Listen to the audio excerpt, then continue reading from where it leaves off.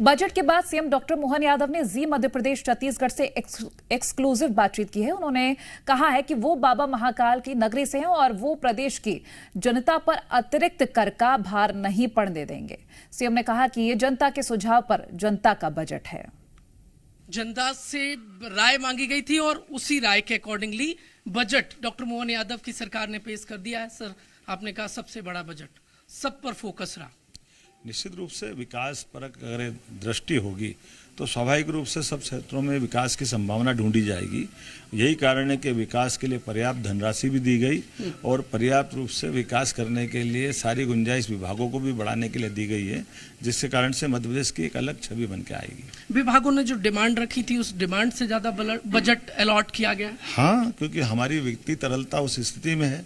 हमने अपने कठोरता के साथ नियंत्रण में इस बजट को रखा ताकि अनावश्यक धनराशि को अपव्यय से बचाया गया और योग्य धनराशि को सभी प्रकार के सेक्टर में प्रोत्साहन के रूप में आगे बढ़ाया। मध्य प्रदेश की जनता सुन रही है, पहली बार कोई कर नहीं लगाया, सरकार ने कर ना लगाने का फैसला लिया और युवा सुन रहे हैं, तो जो व्यावसायिक परीक्षा है उसको लेकर एक बड़ी राहत दी है। युवाओं के लिए सभी प्रकार का प्रोत्साहन देते हुए मुझे इस बात की प्रसन्नता है कि भारत सरकार की विभिन्न प्रकार की सेवाओं में मध्य प्रदेश की भूमिका बढ़ रही है, लेकिन और युवाओं की बड़ी संभावना बढ़े, इसलिए हमारे बच्चे आईएएस बने, आईपीएस बने, आईआरएस बने, सभी प्रकार की सेवाओं में निकल के जाए तो उनको सभी प्रकार के अनुकूलता उपलब्ध कराई जाएगी। कोचिंग से लगाकर, रहने सहने से लगा करके उनके विभिन्न प्रकार के शुल्क से भी मुक्ति देने का प्रयास करेंगे ताकि बच्चे आगे बढ़े, मध्य प्रदेश की सेवा भी कर सके, देश की सेवा भी कर सके। टैक्स का, कर का, जनता पर कोई नए कर का बोझ नहीं पड़ेगा।